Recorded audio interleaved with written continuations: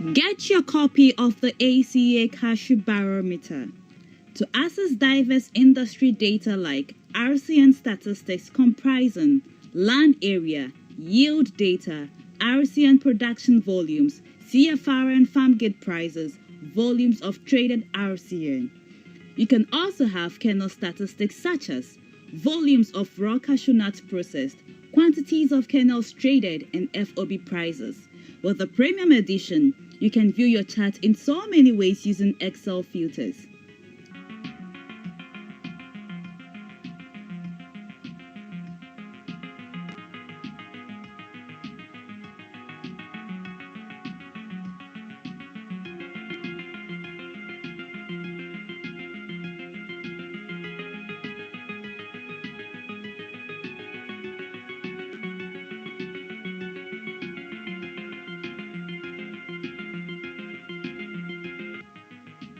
In addition to this, you also have access to cashew heat and policy maps covering RC policies in different cashew producing countries, processing policies, and map of African producers and beyond.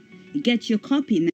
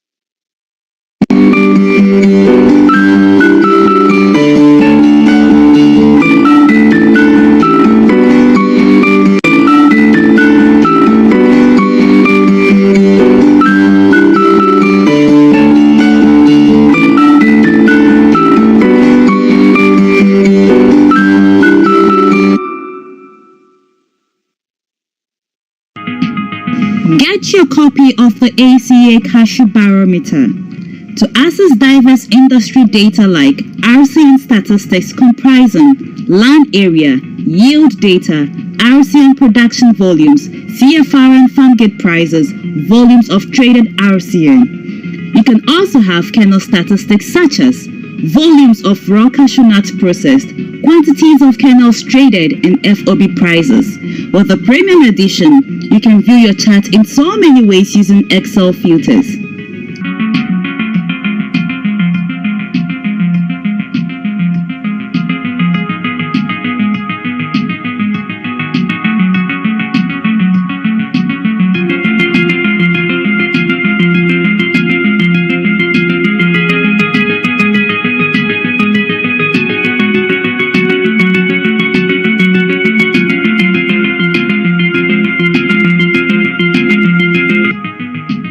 In addition to this, you also have access to cashew heat and policy maps covering RCN policies in different cashew producing countries, processing policies, and map of African producers and beyond. Get your copy now of the ACA Cashew Barometer.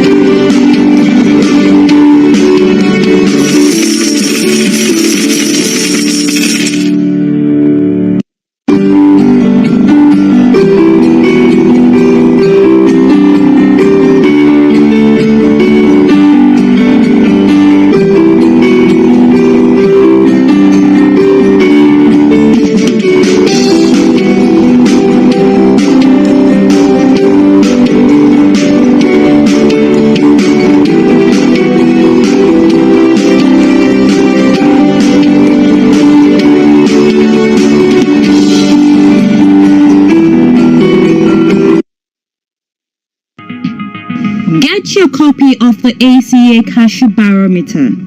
To access diverse industry data like RCN statistics comprising land area, yield data, RCN production volumes, CFR and farm gate prices, volumes of traded RCN. You can also have kernel statistics such as volumes of raw cashew nuts processed, quantities of kernels traded, and FOB prices. With the premium edition, you can view your chart in so many ways using Excel filters.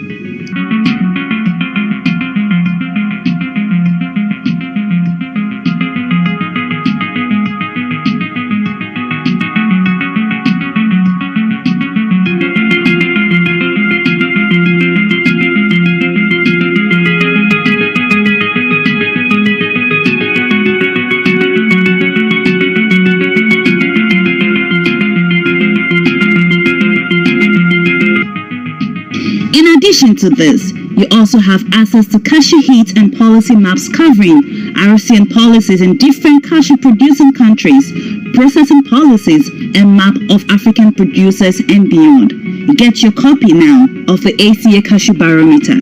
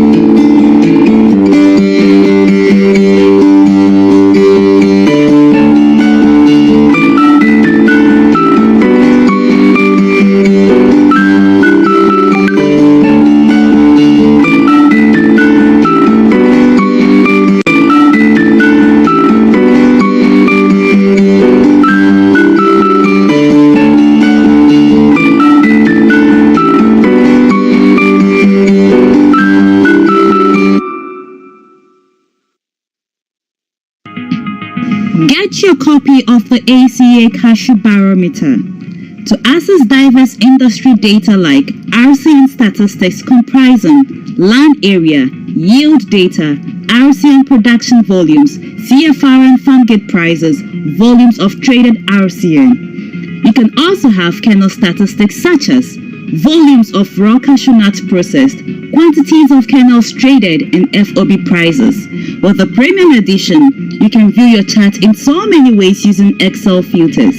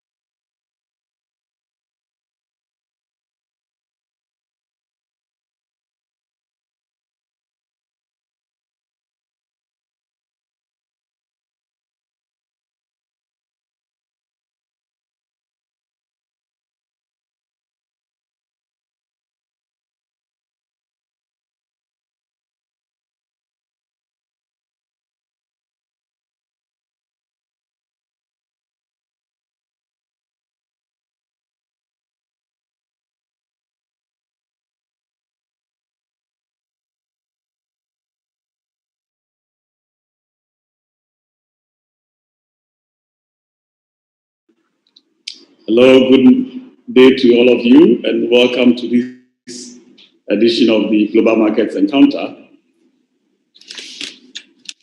As usual, we will give some few announcements just to make sure that everybody is on board with us. First of all, please note that a session is being held in English and French, and for you to get the right kind of interpretation, please select your language using the interpreter button at the bottom right corner. Also know that we are coming to you not only through Zoom, but also through MS Teams, Facebook, and YouTube.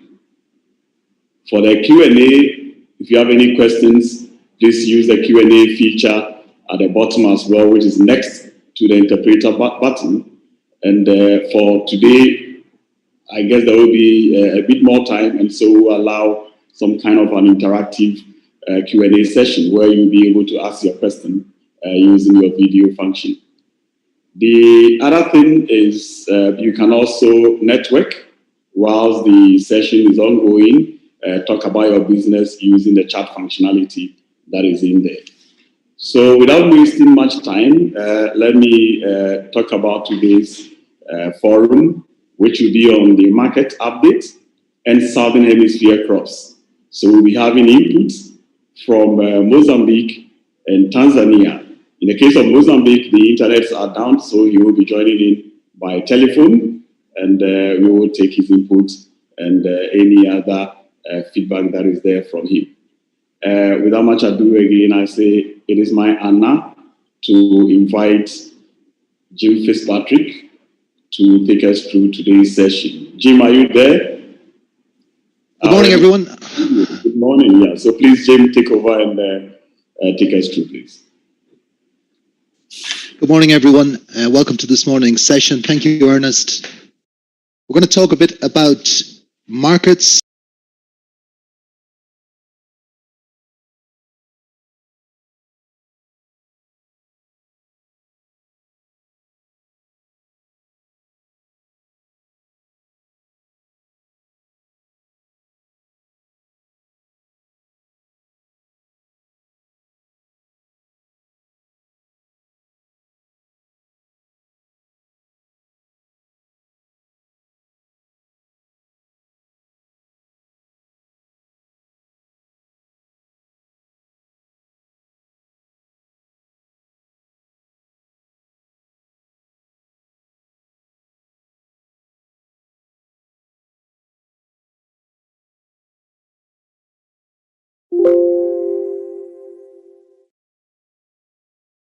Is the world's largest market for cashews, consuming somewhere in the region of 40% of the world's cashew kernels. Major importer, probably this year will import, probably imports will be down, but probably somewhere in excess of 700,000 tons. Moving on, in Africa, we've seen, according to the Johns Hopkins University of Medicine, we're seeing a slight increase in the number of cases, but fortunately the CFR is quite low compared to other countries, and it does appear that there's no further major disruption, at least to the cashew sector, for the time being. China, unfortunately in Europe, the number of cases has shot up again in the long expected second wave. And we're seeing huge number of cases with many countries now with strict lockdowns, various types of restrictions, travel restrictions, work from home recommendations if you can. The food business is continuing quite well. We don't really know what the impact on the economies of a second lockdown will be. Remember, during the first peak back in March, April time, we saw very strong demand for nuts in general, and particularly very strong demand for cashew nuts at the retail level. And probably, I don't think we should expect much difference in the late part of 2020, but we will have to look at that again for 2021. Next time, by the way, we're going to look at the prospects for 2021. demand coronavirus crops, and so on.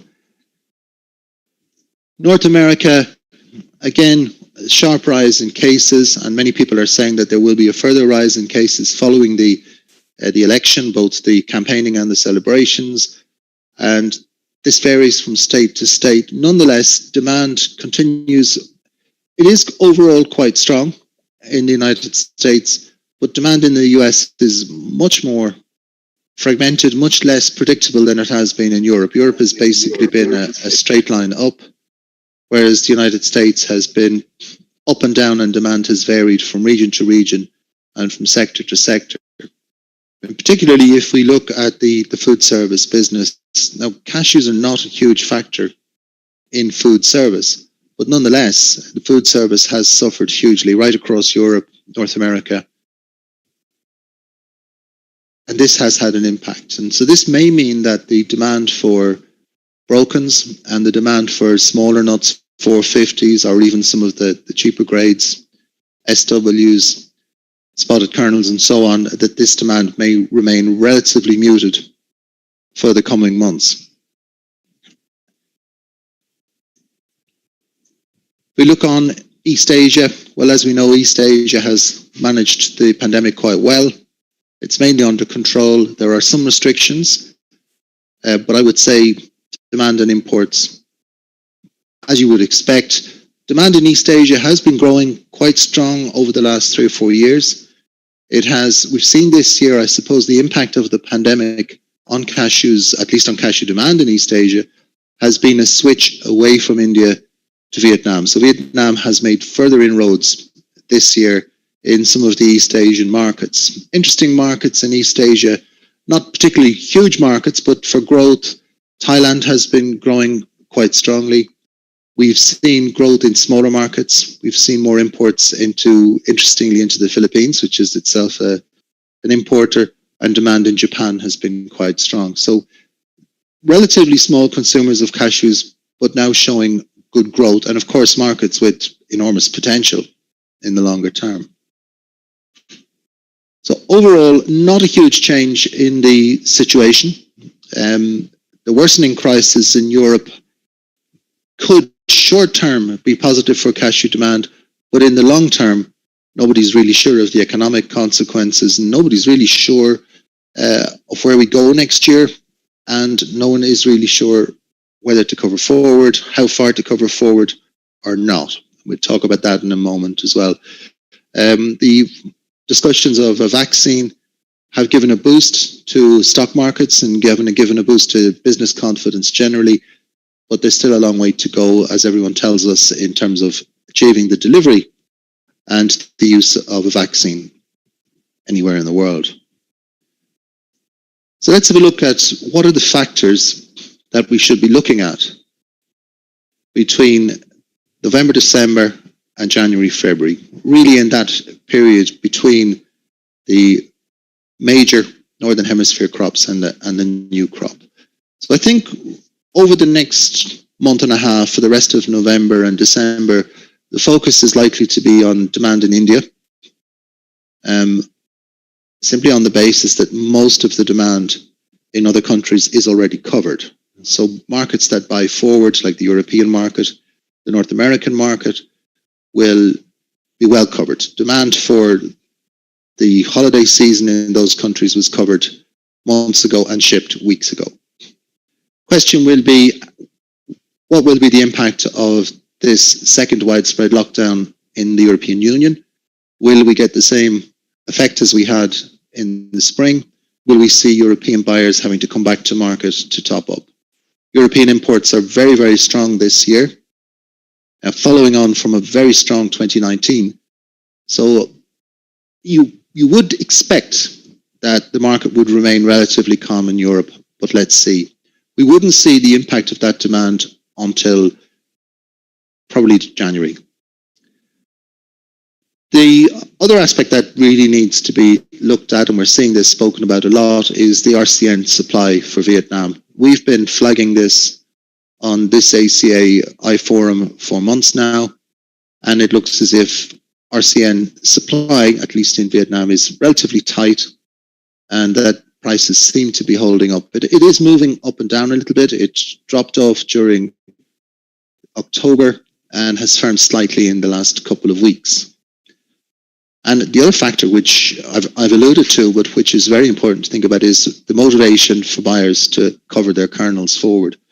And this is largely about value, which we'll talk about shortly, and it's about confidence. And those two factors, how do they play together to encourage or discourage major buyers of kernels from covering forward into next year? And then, of course, the question is, if buyers do want to cover into next year, will they find willing sellers? Will major processors, particularly in Vietnam, will they be interested to take short positions ahead of new crop at prices at or below $3 a pound for WW320s? And that remains to be seen. Looking at Jan-Feb, the emphasis will change a little bit. The timing, of course, of the Cambodian and Vietnamese crops. We're already beginning to see brokers, and I have to question the motivation, I'm not really sure of it. We're already seeing brokers from Vietnam talking about the harvests being big and being early. I'm not sure I see any evidence of that so far. We'll then start to look at whether this incentive or disincentive to purchase kernels forward has actual traction, and whether or not we see buyers coming in to take major forward positions. As I've mentioned, New Year in China, the level of demand, the ability of Vietnamese processors to supply it. And we'll start now to get into the discussion of new crops. So the new crop discussion naturally will depend on how this current crop season ends.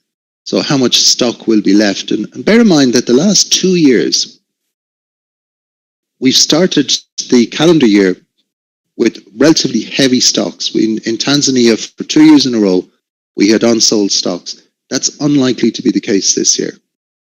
It's much more likely that the Tanzanian crop will be well sold by the time we get to new crops in the Northern Hemisphere. It's also, seems to me, likely that most of the stocks which have been held in bond in Vietnam and any stocks that remain in India will be tight by the time we get to the new crop. I'm assuming in that demand in China will be good. There's no reason to think otherwise coming up to New Year. And I'm assuming that demand in the United States and Europe will remain healthy through the early part of next year. And I don't think that's any major doubt in that. I think that both will be the case. It could mean that when we get to new crop, particularly a West African new crop, that we'll be looking at the timing. When do the buyers come to the market? And at that moment, we should be looking at crops in Cambodia and the crop in Vietnam. It does look on the initial indications that both can expect reasonably good crops. There's no reason to think of any major problem.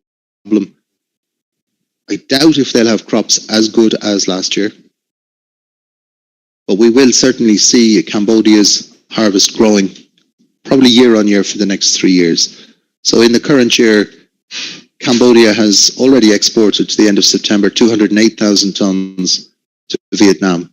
208,000 tons is about, let's say, about 40 days processing capacity in Vietnam. So the growth of the crop in Cambodia allows Vietnamese buyers to come to West Africa that little bit later, because they will have bought good quality raw nuts in Cambodia, and they will have been able to buy it at volumes that we haven't previously seen. So we're into what is normally a relatively quiet period of time, but there's many interesting questions arising, and slowly the answers are coming forward. But focus on, particularly on demand. If I had to focus on two things, I would say focus on demand in India. How does India emerge from Diwali? How are the stocks? How much RCN is there? How much RCN is needed? And focus on the initial arrival of the crops in Vietnam and in Cambodia. We look at price, and I'm going to talk a little bit more about price today than I usually do. Well, I'm going to look first of all at 320s. So the chart you're looking at is a approximately two-year chart for WW320s FOB. Now, I always take prices from good shippers. So what I try to do is I try to reflect the price from a good shipper with a good certification for about 3 months forward. So I don't reflect, some of what I would regard as crazy prices that were talked about earlier this year as real. So you may argue with me that the bottom of the market was below 280, and you might be right. But I'm saying that's the best price I saw from a top packer for a forward position in the course of the year. That was, I would say, one of the things that was really available and not just a fiction from someone trying to get some business. If we look at the market, we can see that we're currently below the 2-year average, obviously well below the 2-year high, but not very far below the 2-year average. The 2-year average now after 2020 low prices is $3.15.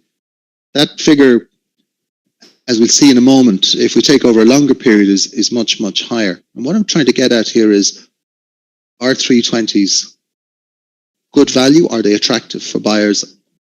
Or will they be more likely to wait? If we look at it, you've got to say that the downside on this is limited.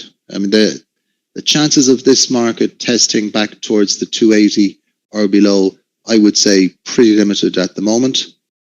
Demand is good. Supply is tight. RCN is too expensive compared to the kernels prices. Or as I would put it, kernels are too low compared to the RCN prices. And certainly some of what we've seen in the last 3 months really is that some of the earlier market stories about collapse in demand, people would not buy cashew kernels again, all of this has been proved to have been absolute nonsense. And what we've seen is, I would say the market was undervalued for most of this year. It's still having trouble recovering. But I can see a recovery not too far away. And we might get some indications on that by looking at a longer period. So this chart is WW320s, the high, the low, and the average for a period 2008 to 2020. I've deliberately taken that because it covers the end of the financial crisis, which was the last major crisis that we saw in demand for cashew nuts. In 2009 and 2010, we had a fall away in demand. So you can see we work in a very volatile market. That's no secret. 2017, 525. But a good period of, and maybe take good note of that, a period of relative stability. Between 2012, as the market fell during 2012, into 2015 and just toward the end of 2016. So when you look at this chart, if you see the dotted lines, the dotted line joins the annual average price for 320s FOB. And you can see if it's toward the low, the market was falling during that year. And if it's higher, there's no example of it being toward the high, but if you look here where it's higher on the range, it means the market was rising during that year. So the question really is, in that context, how attractive are 320s? So I plugged in the 5-year average price of 320s, which I think is a good indication of the impact of price on demand. And we know, first of all, that demand has been strong, particularly in the last 3 years, but also in the previous 2 years. So the average price for 320s was in the high $3. It was $3.82 per pound FOB from a good processor. As you can see, we are literally miles below that right now. Well, we've been below that for 2 years, just slightly over 2 years, in fact. At the same time, we also know that demand has been very strong for the past 2 years, particularly in Europe. Bear in mind, European imports last year were up by approximately 17%. That hasn't been seen for a long time, and they'll be up strongly again this year. On the basis of that, we should conclude 320s look quite attractive. And then we look at the 2-year average price. Of course, the 2-year average price is, we're now in November, so it includes these very low prices we've seen between February and October. We're even below that. So you would conclude, looking at that prices are attractive. You might even conclude that they're very attractive. And I'm going to talk about this again when we come back in 2 weeks. I'm going to talk about a subject which we've called the gift of the new normal. In other words, the opportunity that this pandemic might offer to buyers and to processors. Conclusion, 320s look undervalued. Let's have a look at demand. So here I have taken 3 major markets, the 3 major consuming markets. India, about 40% of the market. North America and Europe, which combined themselves are somewhere approaching 40% of the market. Indeed, this year the European market has grown again very strongly, and there is a chance in 2020 that Europe will match North American imports of cashew kernels for the first time ever. But let's look at demand. So in this chart you have annual percentage growth or annual percentage decline in consumption, and this is based on actual consumption and actual imports, depending on the market. So if, for example, you have, let's say, 2019, you have European imports, EU imports, increased by 17%. So here you have a growth rate just under 17%. I think it was 16.49. United States, you saw modest growth in 2019, and India, 2019 was a relatively calm year, but it followed on from a very strong year. So these bars record growth. They're not the actual amount of imports, they're the growth in the market. And in general, I mean, if you look at that, what you see is you see over the period since 2020, in general terms, we've seen very good growth in cashew consumption. So let's try and relate that growth and the trends in growth to price, so as to try and give ourselves some clue as to how these low prices might influence demand next year especially. So here you have the same 2 charts. So on top you have demand growth rates in the major consuming regions, India, North America, and Europe. And below you have the same price chart, average ranges of price, high, low, average price for the year, and a line joining all the averages together to give us let's say, a smooth trend as opposed to the jagged edge trend that we normally see on prices. When we look at this, we can see a number of factors. So let's look, first of all, it makes it easy if we look at the exceptions. So what are the exceptions? The exceptions are when we've seen declining markets, declining in imports in the United States, only in 2 years out of the full range. Declining imports in Europe in 3 years out of the full range. Now, overall, we've seen growth in both markets, but in these particular years, we saw declining imports. Why? Why did imports into Europe and into the United States decline in 2010, 2011, again in 2016 and 2018 for Europe? And if we try to relate that to price, we can see that the declines follow periods of high prices, but also of high volatility in prices. So volatility between 2008 and 2010 impacted demand in 2010 and 2011. Now, I've deliberately chosen to take prices from 2008 and compared them to imports in 2010. Now, this makes a lot of sense when you think about markets where modern retail rules. In other words, supermarkets in Europe, United States, Japan, and other markets. In those markets, most buying is done forward.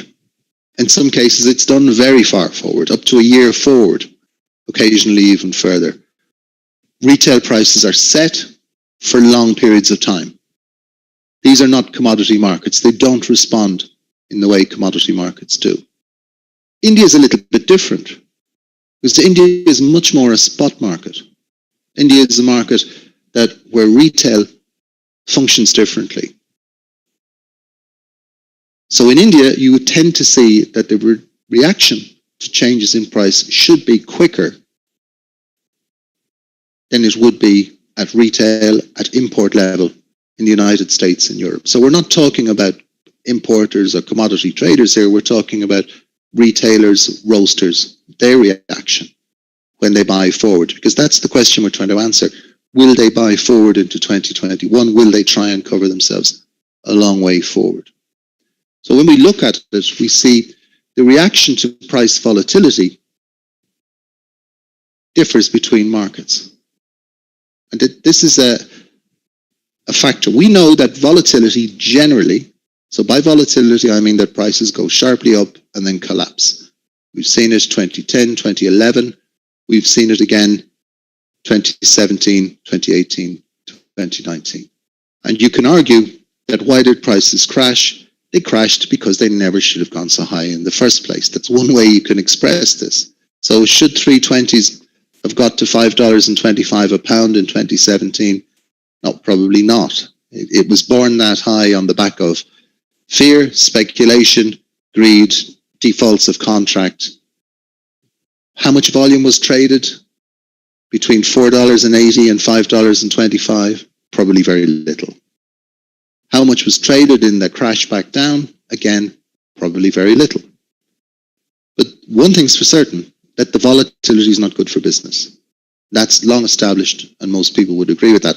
One only has to look at the prices 2012 to 2015, relatively stable prices. The high and the low were quite close together. The averages year to year were quite similar. And then look at the impact on demand. 2013, 2014, 2015, the highest growth for many, many years in the US, in India, and in Europe.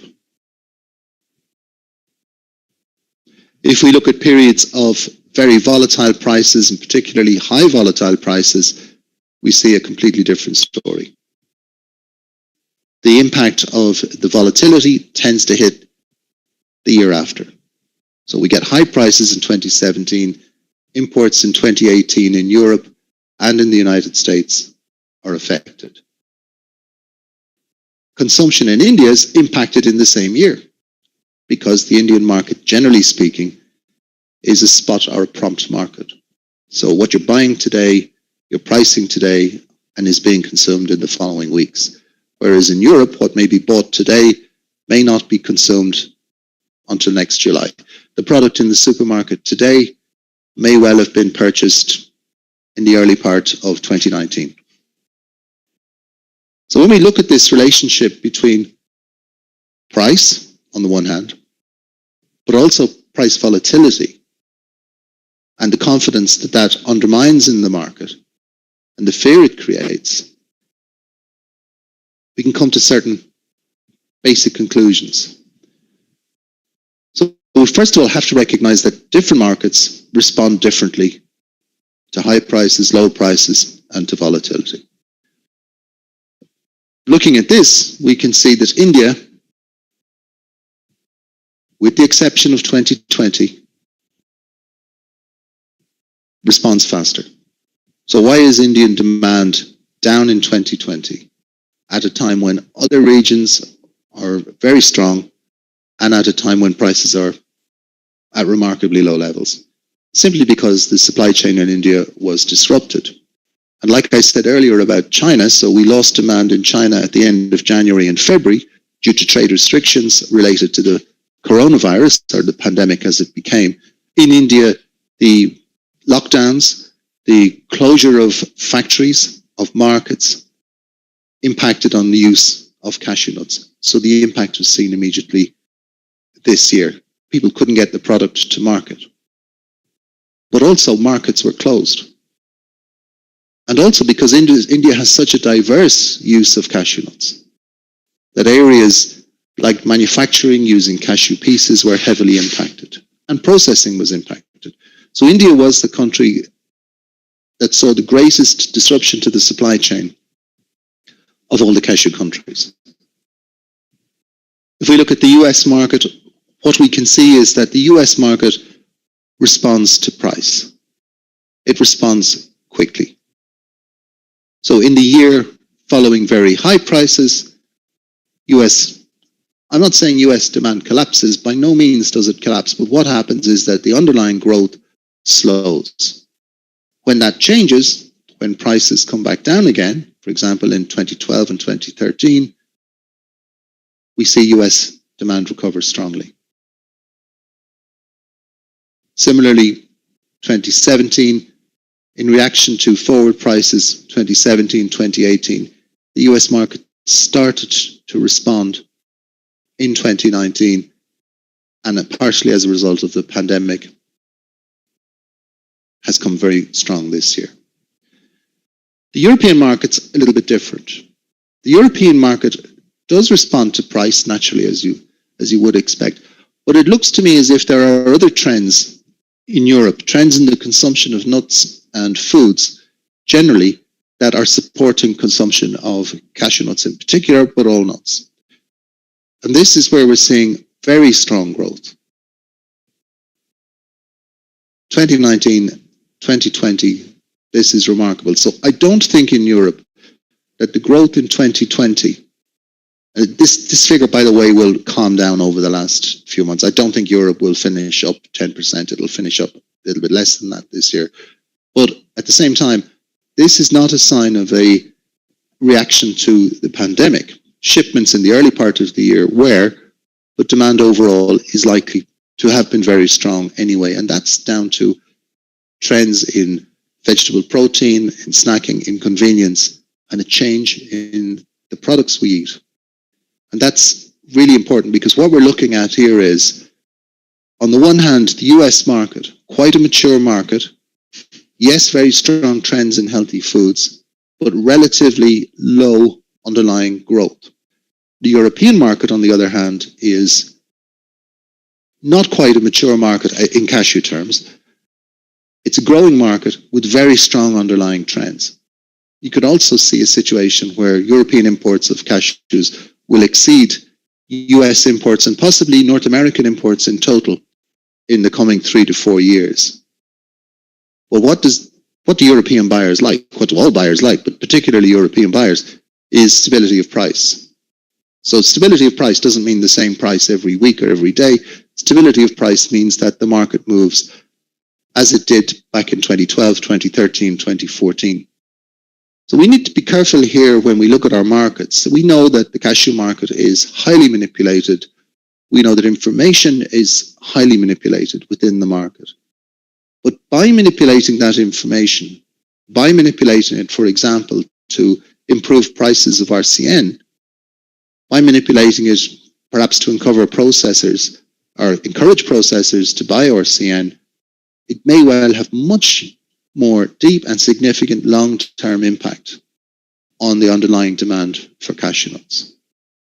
So the idea that we work in this volatile market where information is essentially manipulated to serve a certain purpose can be very destructive. And we need to be careful with that. It's very easy to look in the warehouse and say, I've got 2,000 tons of RCN, I'd like to sell it and start peddling that story. Don't forget the impact of that on the general market. And that's why we need more independent sources of good market information, things like the ACA database, for example. And we need more people who are prepared to analyze the market, taking into account the facts and not just the impact on their own books. And we as observers and participants need to be less tolerant of this kind of manipulative, cynical use of information. What can we conclude from this look at demand and price? We can conclude, taking our first idea that cashew prices, 320 prices are attractive, we can conclude that we should expect further growth in demand in 2021. I think that we will see further growth in Europe, maybe not as spectacular as we saw in the first half of 2020, but we will see further growth. I think we'll see further growth in the US market.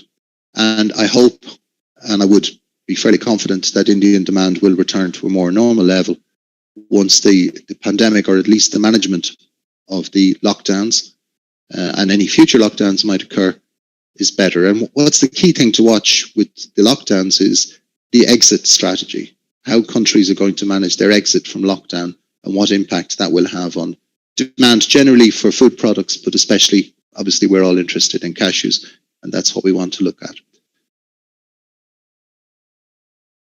Let's have a look at brokens, a big problem for many processors at the moment, slow to move, low prices.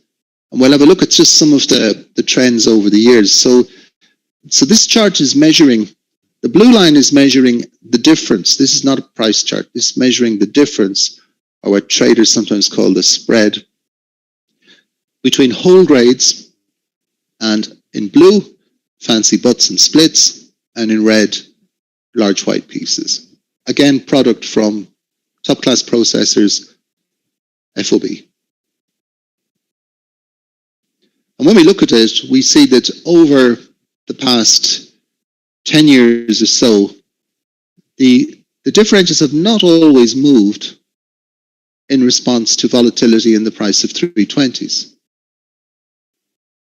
So in fact, what we saw is this widening of the differential during the high prices of 2011, 2012. But the corollary of that, during the rise in prices of 2016 into 2017, we saw a narrowing of the differentials, and particularly a narrowing of the differentials between the splits and butts, the white splits or fancy splits, and the large white pieces. What we can say from this is, after every major peak in the market, we see this difference revert. So if the difference between brokens and 320s gets smaller, that means the price of brokens is rising relative to the price of 320s, even though the price of 320s might be falling during that period. So what's going on here? I think what we're seeing is that the use of brokens, and especially in response to the development of new products, but that the use of brokens is a little bit more volatile than the use of 320s. In other words, the ingredients market, possibly the food service market, is more volatile. Let's say these buyers are less convinced about the value of using cashew nuts in their products than the traditional buyer of 320s who's been using them for 20 or more years in snack food products.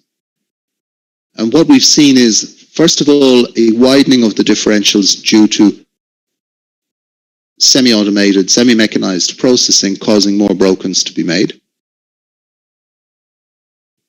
Broken prices fell, the differential widened, buyers became interested.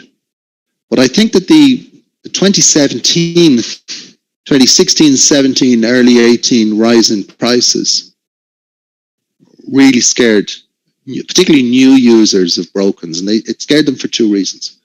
One, a product which they were buying around $2 a pound within 8 months was $3, and then it was $3.50 at the top. That's very frightening. From a buyer's point of view, you've invested heavily in a new product. You look at that and you start to doubt whether you should be using cashews at all. Secondly, I think that the food safety record, particularly in relation to foreign matter, on a lot of the imports of pieces was poor. And many buyers felt that they weren't safe buying cashew pieces. So if they buy almond pieces or almonds, if they buy hazelnuts, in general, they can be fairly well assured that that product is low in foreign matter, that that product can enter their process safely. They will clean it, but it doesn't need a major clean, and there won't be a major weight loss. But that doesn't apply in cashews, and particularly for new buyers who weren't aware that the differences between processors. So a number of them ended up buying products that had stones, sticks, hair, even glass. And these are difficult things to find. And I think in many cases they may well have decided to cut back on their usage. So you get the triple effect. You get, number one, an increase in the supply of brokens due to mechanization. Now that is coming under control because the machines have got better. But it's also impacted by the quality of RCN. So if the machines get better, but the quality of RCN post-harvest handling in particular, particularly drying, is poor, the chances of getting higher breakage increase again.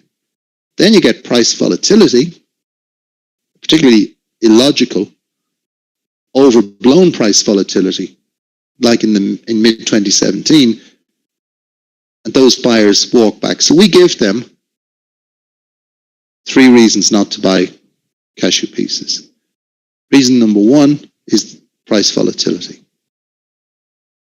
Reason number 2 is food safety.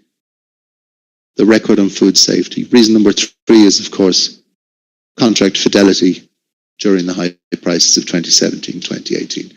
And if I'm right, and if that confidence has been undermined,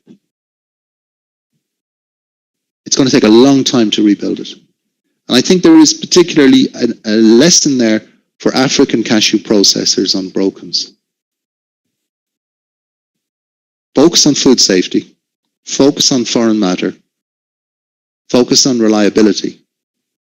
And I think, and I have evidence from particular processors this year, buyers will rise to that. Buyers will be interested if you can focus on those issues. You have to differentiate yourself. You have to talk about quality. You have to talk about making this product, insofar as possible, ready to go into the process. No special cleaning necessary. No high risk of foreign matter. And focus on those difficult things. Hair has been an issue. Glass is always an issue. Wood in the process. These are big, big issues. And I think these have had an impact on brokens. Unfortunately, although I do think the broken situation will improve in the course of next year, I think this is still a long fix. This is going to take a long time to get right. I don't think we should be looking anytime soon toward this differential coming down where we'd like it to be, which is probably somewhere down here, where it's a bit more reasonable. And this has an impact on processing. And of course, if it has an impact on processing, it has an impact on the value of raw cashew nuts. So this is a sector issue. Just promoting brokens as cheap will not fix this issue. Promoting brokens for their quality and for their use in the process will. So what will determine prices in the next 4 months, to my mind? First of all, short term, look at the availability of RCN in Vietnam.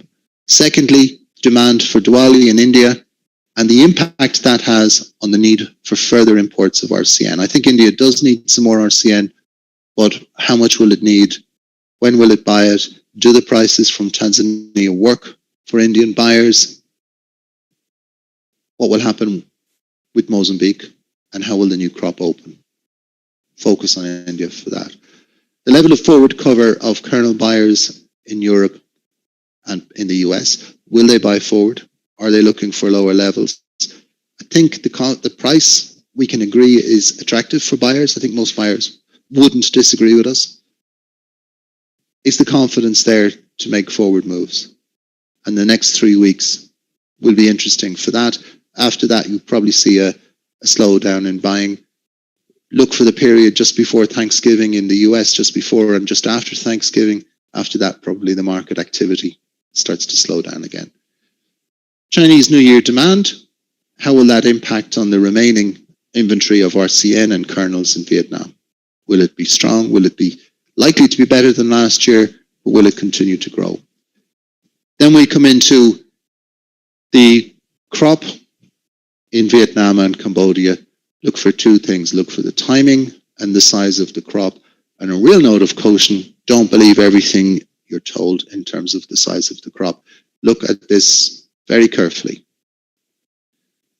These 2 crops account for about something around about 9% of world production between them. but they have a huge impact on the sentiment. They have a huge impact on when Vietnamese processors come to West Africa to buy RCN. They have a huge impact on whether or not Vietnamese processors make forward sales and at what price they make forward sales. So the crop in Vietnam and Cambodia is a big factor on the sentiment in the market. And as we know only too well, is what people believe is often much more important than the actual facts of the matter. So look for information there. Expect any day soon, if it hasn't already happened, expect to see reports from Colonel's brokers telling us that these crops will be big and they will be early. Similar pattern to last year. And finally, we should ask something we haven't come to so far. What would be the impact of lower prices on demand? And you would expect that that would be positive, particularly in India and particularly in North America. But in both cases, especially India, you have to view that in the context of the overall economic conditions. The damage done by the pandemic and eventually the arrival of a vaccine and the availability of that vaccine. I would not be at all surprised, well, getting off my own topic of cashews and just talking about economics, I would not be at all surprised to see a very strong growth in demand, a very strong economic response to the arrival of a vaccine. It needs to be watched carefully because it may go beyond the realities. The economic conditions will not improve as quickly as the arrival of a vaccine might suggest. So we are in a period of, as I always say, more questions than answers right now, but this does need to be watched very carefully. And those are the factors that I think will have a big impact on price, on demand, and eventually on how next year unfolds. So let's focus on one of the most important factors of the coming period, and that is the Southern Hemisphere crops. So we're looking at crops in Brazil, Tanzania, Mozambique, and Indonesia. And I'll give you a little bit of background on Brazil, and then our guests will give us some background and some commentary on Tanzania and Mozambique. Try and put it in some context. Between October and January, we get somewhere between 18 and 20% of the world crop. This arrives at the high point of global consumption in any given year. So it arrives at the period when we've major festivals in India, in North America, in Europe, followed by New Year, Chinese New Year, in China and elsewhere. So this is the period of peak consumption between October and February. It's also the low point of global production. As you can see, with 18% in East Asia, 21% in India, 45% of the crops in West Africa, most production of cashews is between February and June. And these countries have very diverse approaches. Brazil is very different to Tanzania. Tanzania is very different to the way raw cashews are marketed in West Africa, which our guests will perhaps explain to us a little bit. I'm going to tell you something about Brazil, and this year we expect a better crop from Brazil. We have seen since 2009, I just thought I'd give you let's say a broader perspective on Brazilian production. So we have seen Brazil fall from one of the major producers with 300,000 tons way back in 2009 to a fairly modest producer today. In 2020-21, from September through to January, a crop of around about 149,000 tons is forecast. And that's forecast to be a slight improvement on last year. This has happened because the hectares used for cashew nut production have essentially collapsed since 2008. A long series of damaging droughts, reduced yields, caused cashew production to slump. And as we can see, there's little sign of any major recovery in that. And Brazil has some of the best and some of the most sophisticated development systems for cashews in the world, with trees, varieties, dwarf varieties, new varieties, cultivation methods, some plantations, a lot of smallholders. It had a lot of sophisticated processing plants. That's been reduced because the availability of raw material has been reduced, and its own domestic consumption. So the Brazilian cashew industry has fallen from being one of the stalwarts of the world back to production levels which were previously seen way back in the 1980s. And there's no real sign of that changing in the short term. So we look at Brazil's share of the market, and this is the cashew kernels market.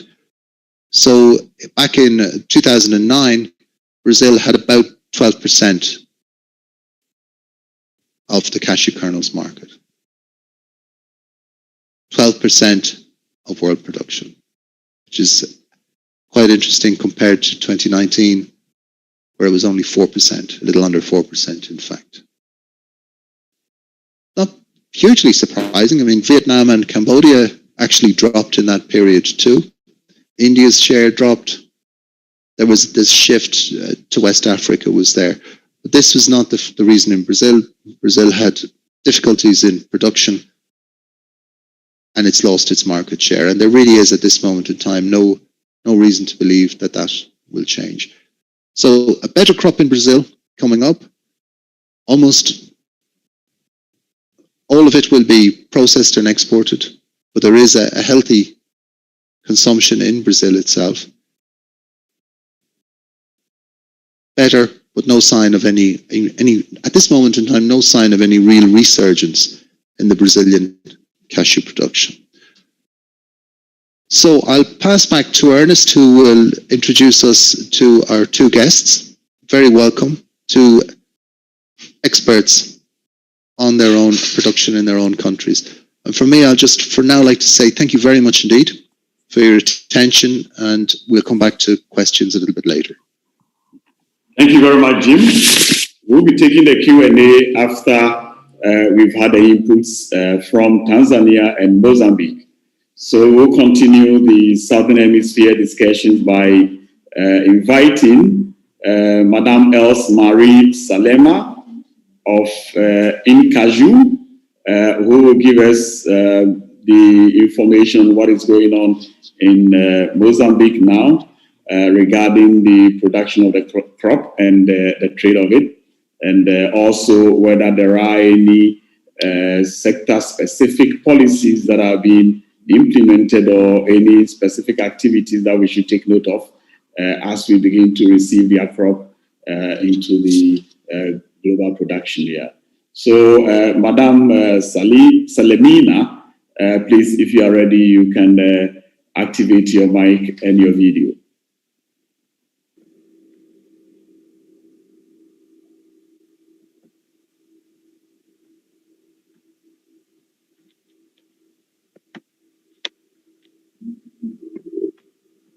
Hello, Madam. Yes, I'm here. Please, you are live now, and please, you can go ahead and speak. And then let us know what is happening in Tanzania. How is the crop developing? And in Mozambique, how is the crop developing? And what specific issues we need to take note of as we look at the current situation with COVID and also generally with production in the Southern Hemisphere. So please go ahead. Please, you can also bring your camera, lower your laptop a bit so that we can see your face. Beautiful. So please go ahead, Madam. Morning, everybody. Good morning. Are you hear me? Yes, good morning. We can hear you. Please go ahead. Yes. Thank you. First, I would like to correct the names. It's Maria Suleiman. It's not Else Maria, it's another person. Okay, very good. So Maria Suleiman, thank you very much, Madam. Thank you. So thank you for the opportunity. Oh, sorry. Thank you for the opportunity to participate in this session. So say about Mozambique. Over the last 3 years, we have seen an increase of 10,000 in cashew nut marketing.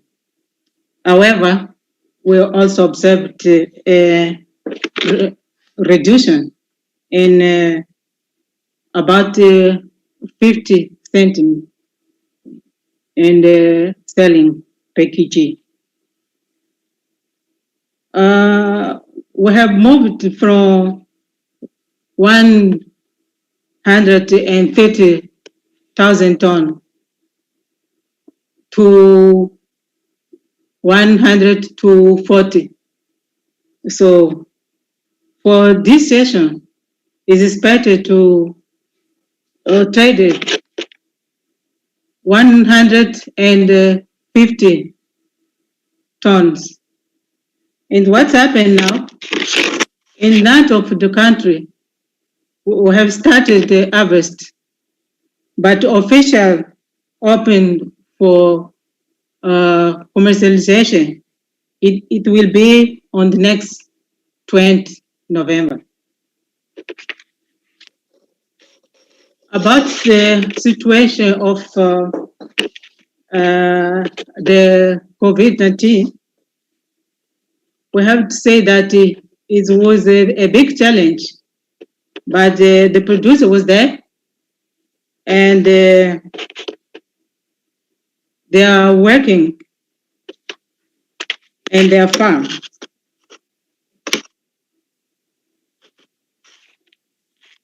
Nampula province, who is the contributes with 16%, is still just starting to harvest. That means that we're observing all stage of production, meaning that we have a stage of flowering and the stage of fortifying of the fruit. It means that it will take more time to harvest. That was not happening in the last year. The industry, there is who is selling now, and the Cabo Delgado province who's starting the harvest is the first province who harvest is near Tanzania. So after that is a Nampula province. So our industry are there buying the raw material.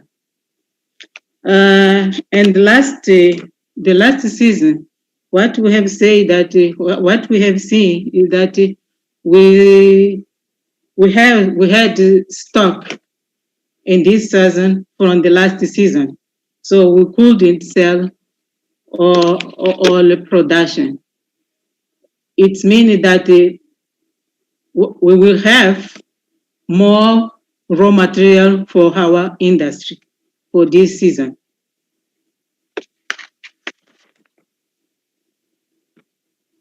Hello?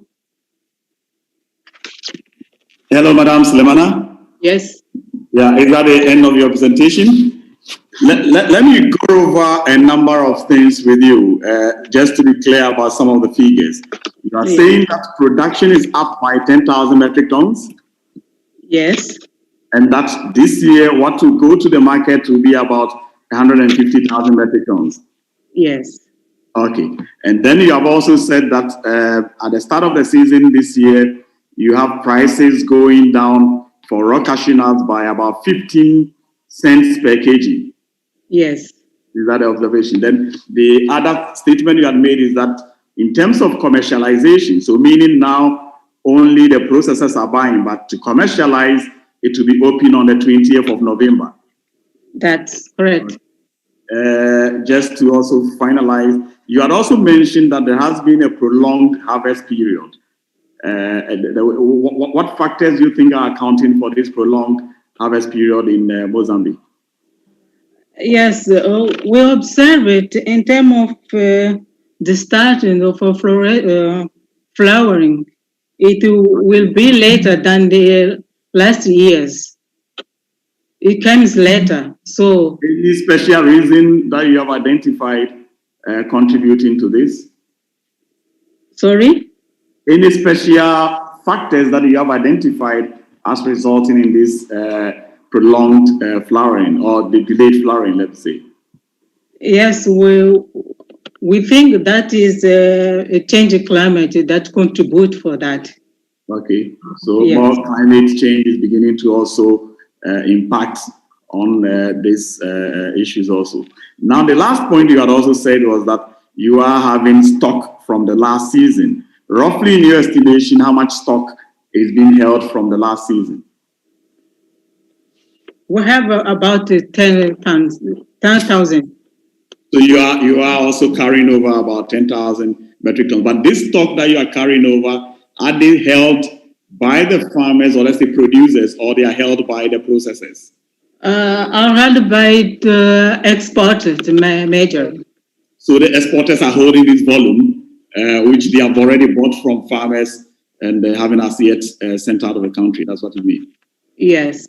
Okay, very well. So maybe before we end it, what exactly is the impact of COVID on also the processes? Have they had to change some of the, their protocols in the factories, or even some specific measures which are being required for processes to operate? And even the first question should be, are they functioning? Are the processes functioning in Mozambique? Certainly, Mr. Mita, Yes. the industry are facing of the consequence of COVID, since we have already some of them as closed, and they're having problem with the financial for the raw material, to buy raw material. Okay, good. So now we will invite, thank you very much, Madam Selena. Don't go off yet. We will invite your video again where you have a bit of an interaction with Jim. Yes. But then I will invite now from Tanzania, Francis Alfred, who is the Director General for the Cashew Board of Tanzania, for him to also tell us the situation in Tanzania. There has been an election, and now they've also, as we learned much earlier, there has been a change in the method of the trade. So we need to hear more from Tanzania also, and then afterwards, Jim will have some kind of an exchange with you. So thank you once again, Madam Salamina, and just stand by for a while.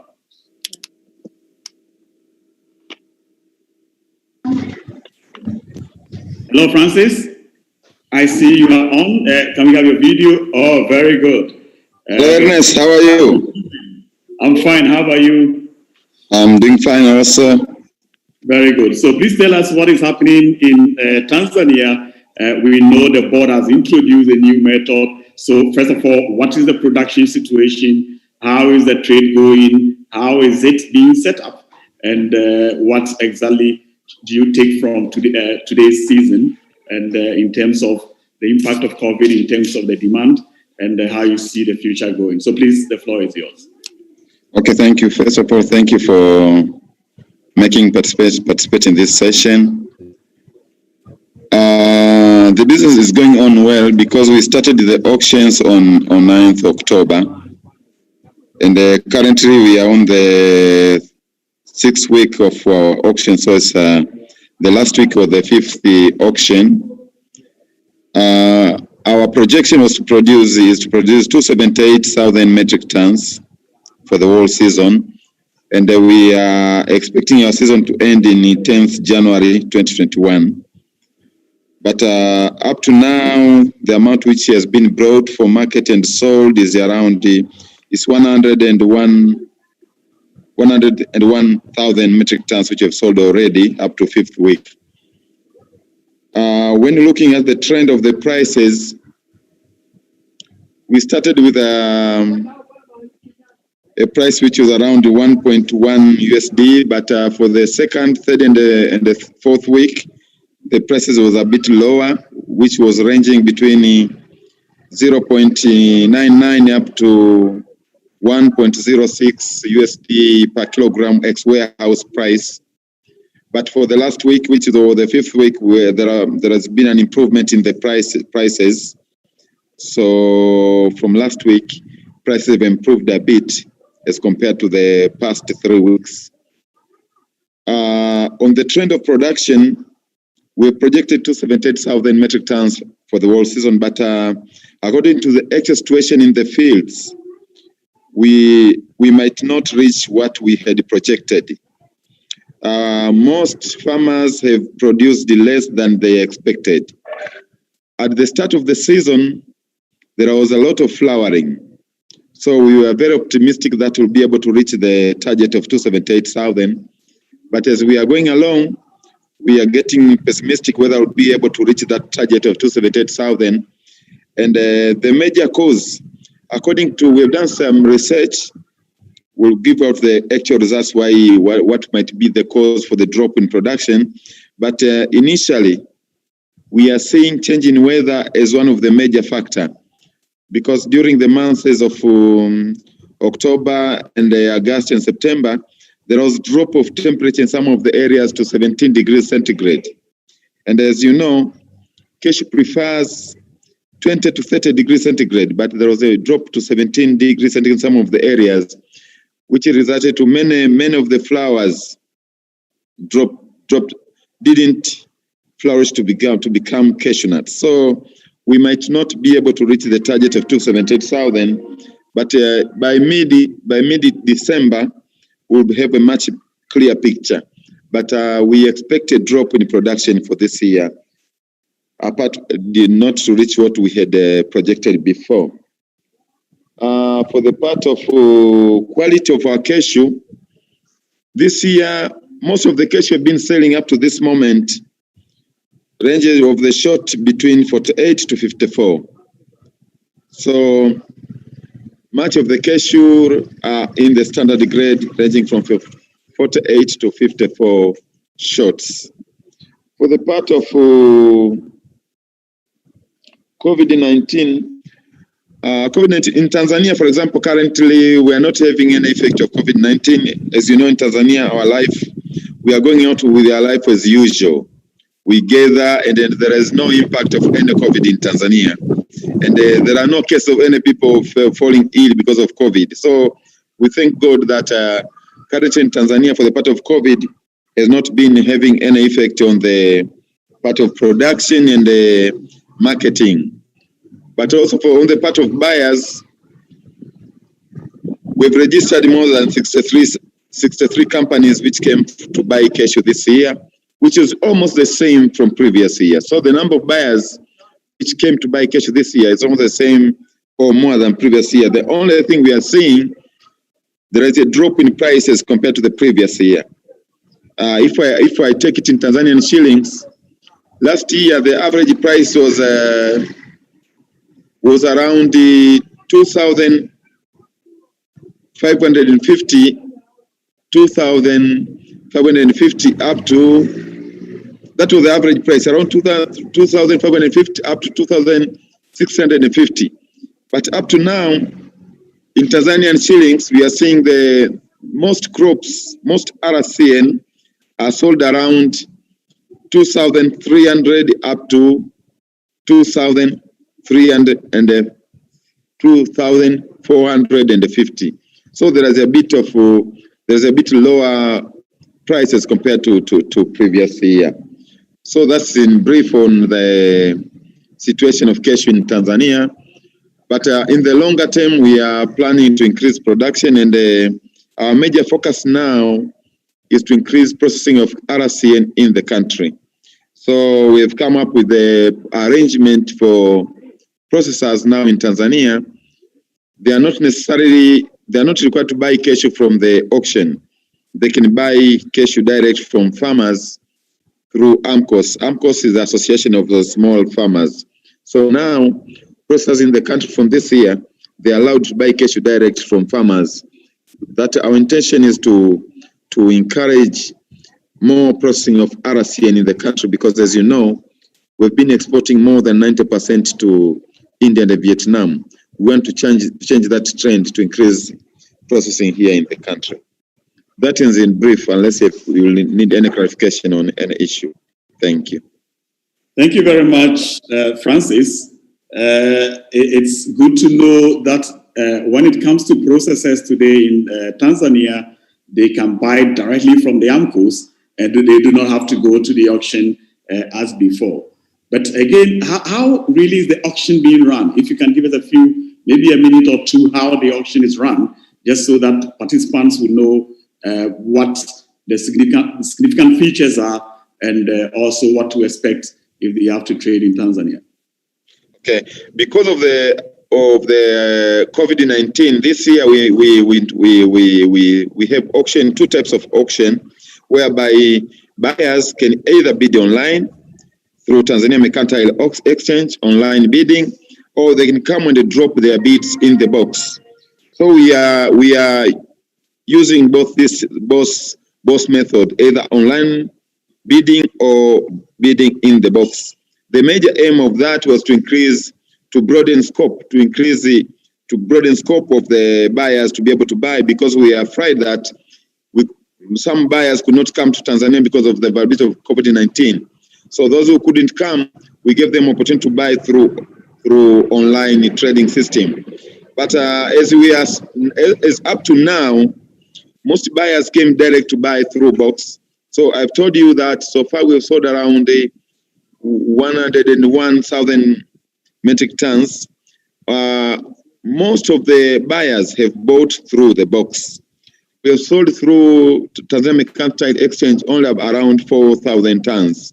So we are seeing that apart from the availability of Tanzania Mercantile online trading system, most buyers have been buying through the box. But the online trading system has assisted a lot on our part to have price discovery. It means that availability of trading online, it has influenced the increase in the price if we could have a box only alone. So availability of online trading system has assisted farmers to get a bit higher price, because buyers who come to trade through the box, when they see that the price through trade online is higher, they bid more price in order to buy the consignment. So that one, it has assisted to get price discovery.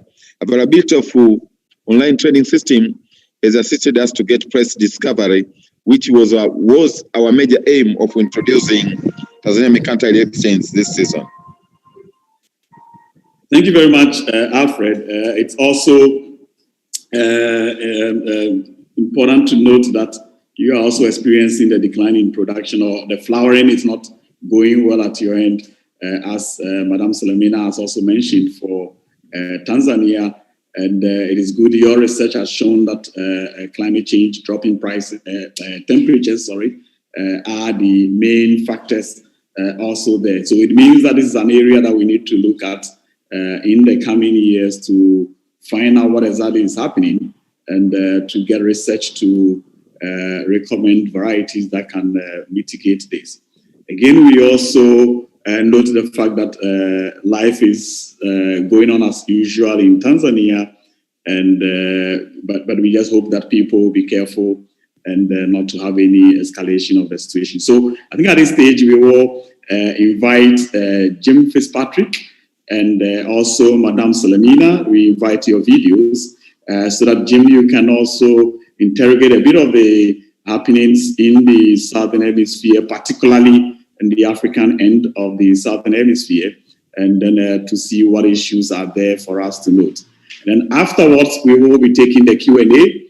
As I mentioned earlier on, there is the possibility to have you ask your questions in an interactive manner. You can show your video. We want to begin to allow that. And we still also will be taking the Q&As in the Q&A box. So Jim Fitzpatrick, you have heard the interveners from Tanzania and Mozambique. And what is your take on it? What clarifications you need from their end so that you can paint a better picture what is going to happen in the future. Thank you very much and welcome, Jim, once again. Thanks. First of all, thank you both for very interesting explanations of what's going on. I'm interested, firstly in Tanzania. I think it's really good news that you have decided to allow processors to buy directly from AMCOs. I think that could be a game changer in terms of processing in Tanzania. What are the are there other incentives for processing investors in Tanzania?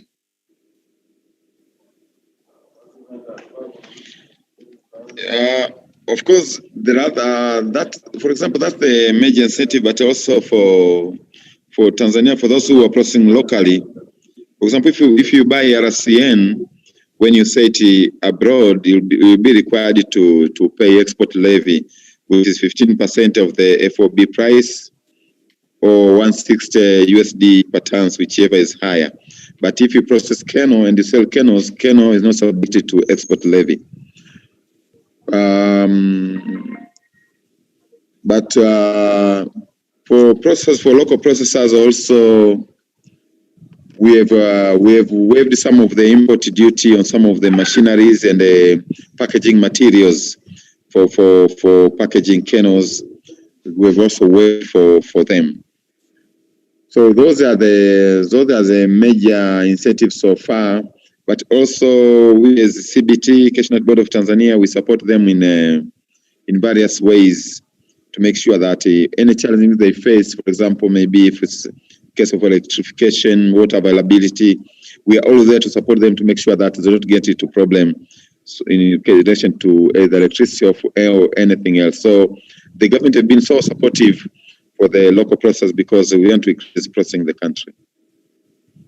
Excellent. Let's hope that happens and that we see new factories in Tanzania. Thank you for that. By the way, what is the current price at the farm? What is the price for farmers at the moment in Tanzanian shillings? Okay, in Tanzanian shillings, for example, the price which are offered at the auction. For example, let me give for example, last week, which ended last week, per kilogram was 2,312. That was the lowest price for because we had auction in 5 locations. Okay, the lowest price in all those 5 locations, all those 5 union, the lowest price was 2,312. And the highest price was 2,460.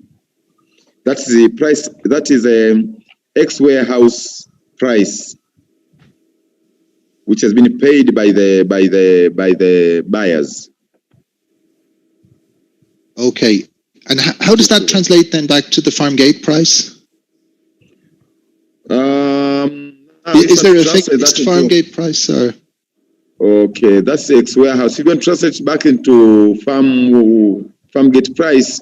There are only minor deduction which are done there to cover for. We've got some deduction which a farmer will be deducted from that amount which is he or she is selling, which is around 226 per kg deductions. Okay. So that if you deduct the 226 per kilogram, you get that the amount which is the farmer will be paid. Actually, the amount the farmer will be paid as him or her will be paid. The actual amount that will be paid for him or her. Okay, so a processor then would obviously have to at least match the price that the auction can pay. So the price for a processor today, if I take 2312 less 226, that's the farm gate price. So a new processor coming in should be able to buy at something, let's say, slightly more than that from the AMCO. Yeah. For example, those who are going to buy from AMCOs, for example, they'll be buying around for example, if this is price, they'll be buying around from 1,500 to not exceeding 2,000. Okay. For those who will be buying direct from farmers, they'll not exceed 2,000 per kg, but they may buy from 1,000 to up to 2,000. But we have enabled them to go and discuss with farmers to agree each other. But we make sure that the prices they offer to a farmer cover the cost of a farmer, but also I imagine around 20% profit. But this year we did some calculation on the cost of producing 1 kilogram of for a farmer. The cost of producing 1 kilogram for a farmer was ranging around 1,350 up to 1,570 per kilogram. That's the cost of a farmer. So it means those who go to buy direct from the AMCOs, they can buy from 1,570 up to 1,100, 2,000, because we want from there, at least farmers should get a profit of 10 to 20%, but they are allowed to negotiate with the AMCOs. Okay. Yeah. So it means what I'm trying to get at really is that an efficient, large-scale processor in Tanzania should be able to make a profit based on this current structure. Exactly. Okay, thanks very much for that. Madam Selemane, just coming to the Mozambique situation, again, I understand that processors in Mozambique have had a pretty hard time over the last couple of years. What's the current condition of processors, generally speaking, in Mozambique?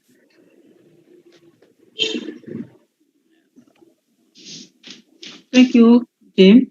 But the general situation is that our industry, some of them,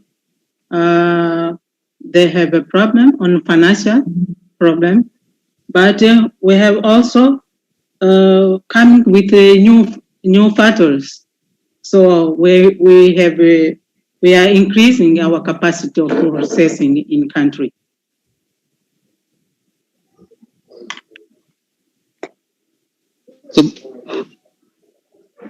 Sorry? I was going to say Mozambique is known to be one of the countries in Africa with a high proportion of the production processed.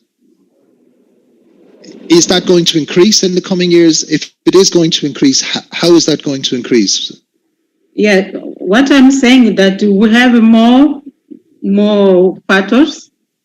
We have opened more one, and we have increased our capacity on processing.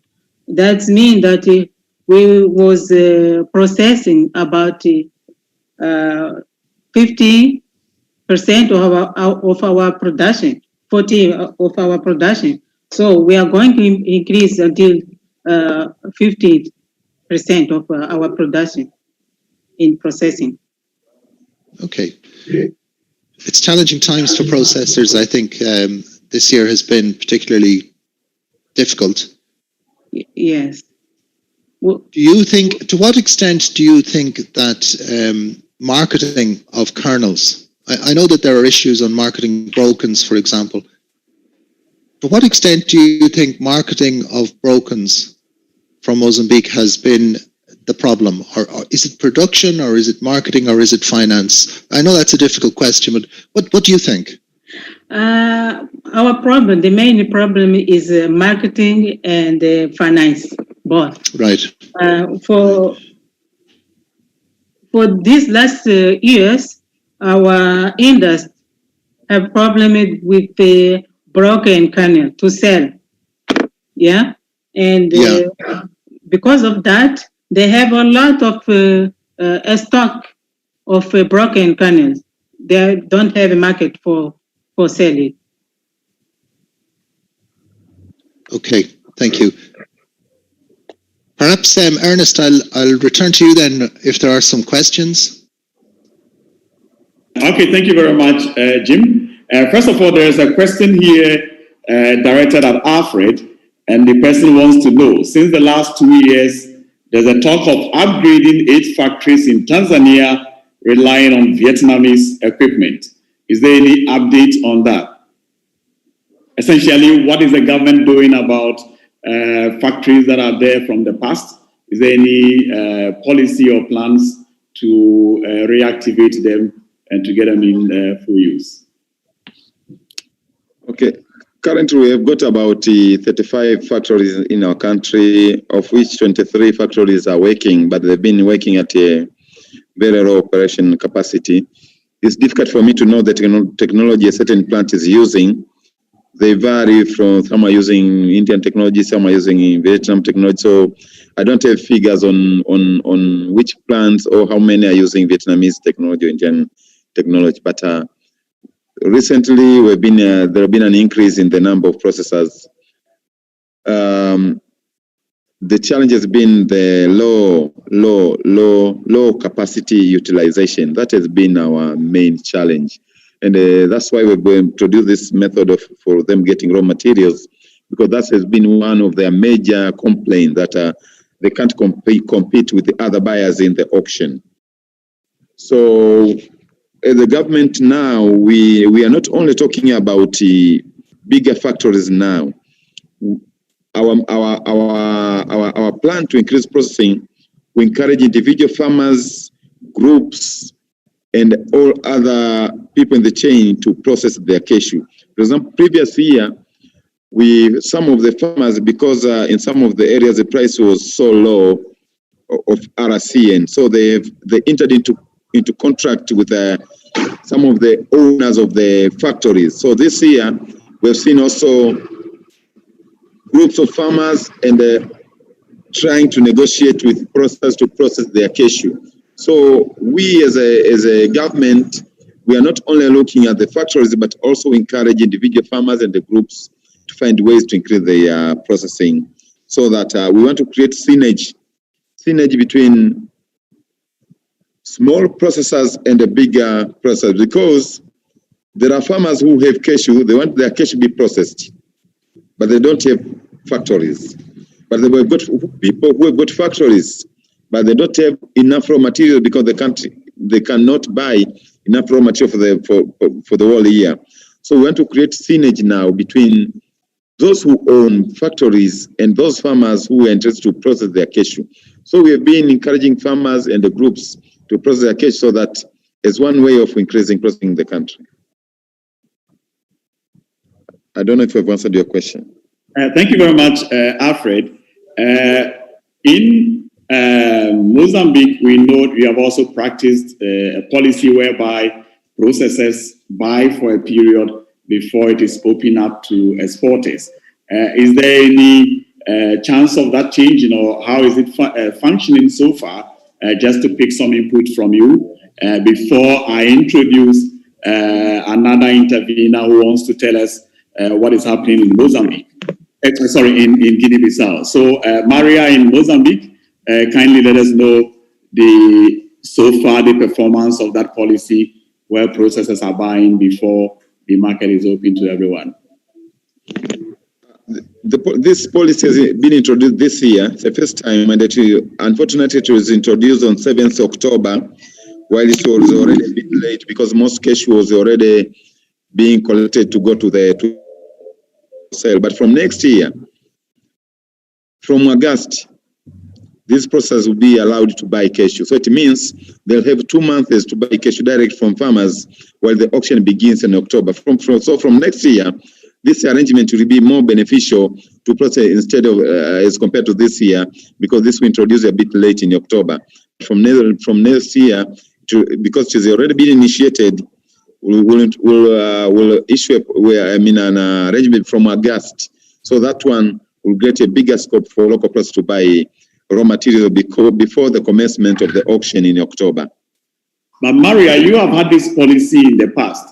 How has it been? Maybe a few minutes, your input on that, so that if there are some lessons for Tanzania already, they will take them on board.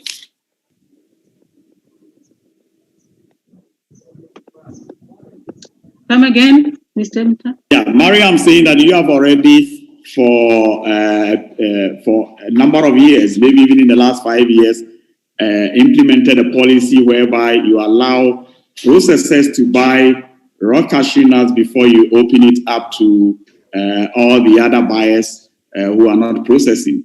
And since Tanzania is heading in that kind of a direction, whether there is any learnings or lessons that you can bring on board for them to take note of. Thank you.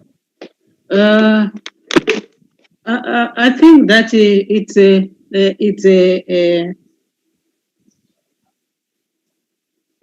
a good way to promote more production.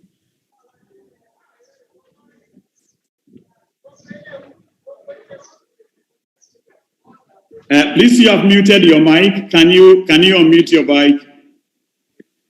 Very good. So yes. Please, you can repeat a bit. It said it's a good way to promote production, and then we lost you from there, please. Yes, I'm saying that if you are introducing the factory to processing, is the way to promote it.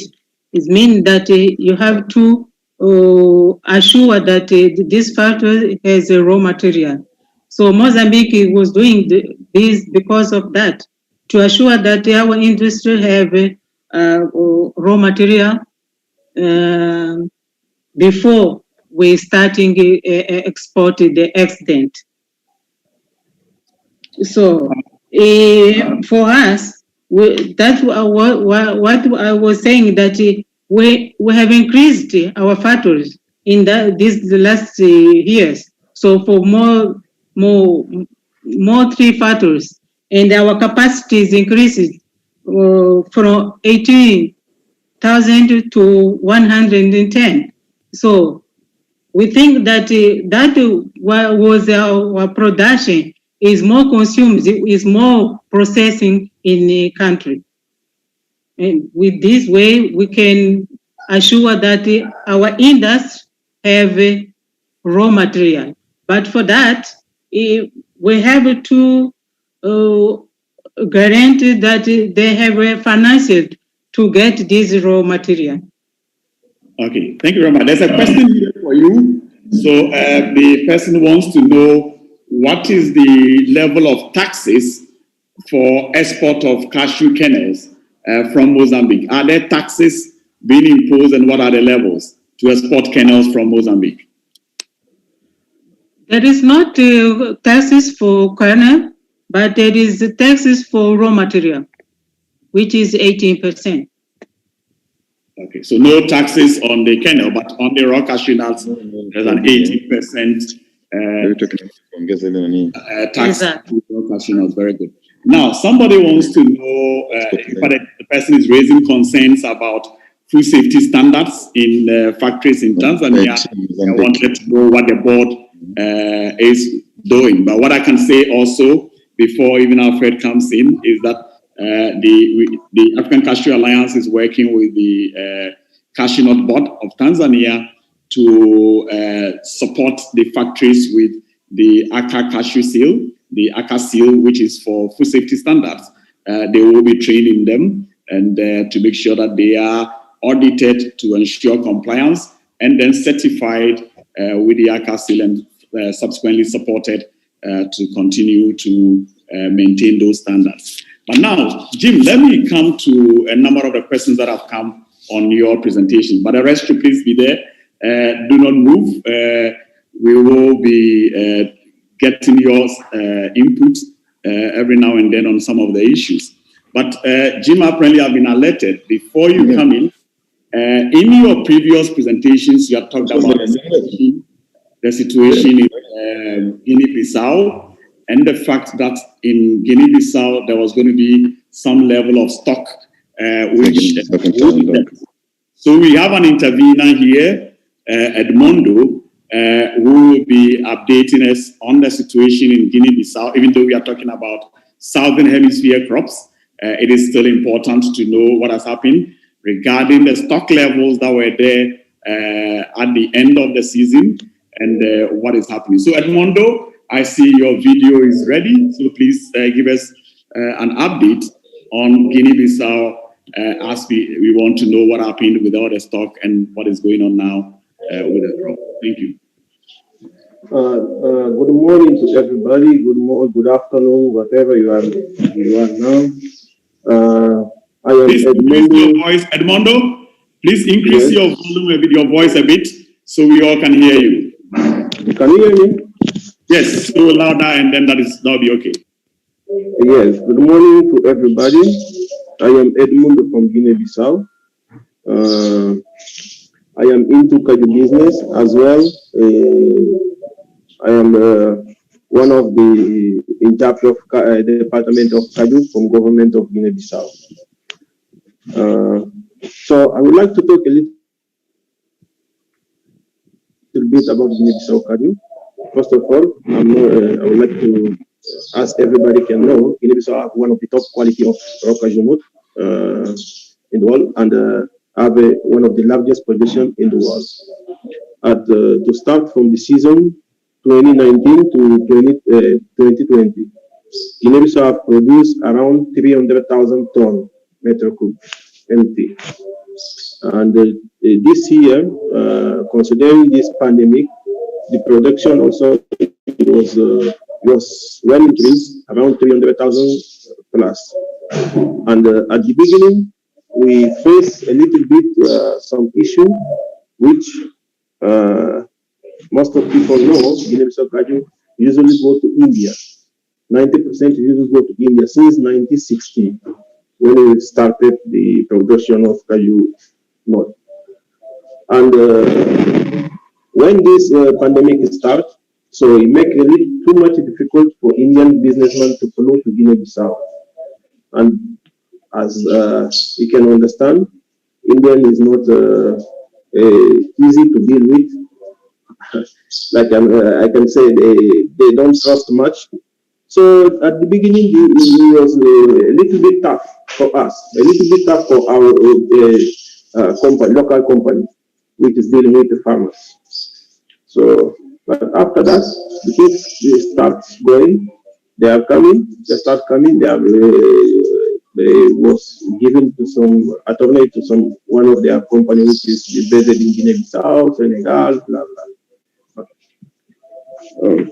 To say the cashew season this 2020 in Guinea-Bissau it was very good because the price was good. At the beginning, the price was around 250 francs CFA, which is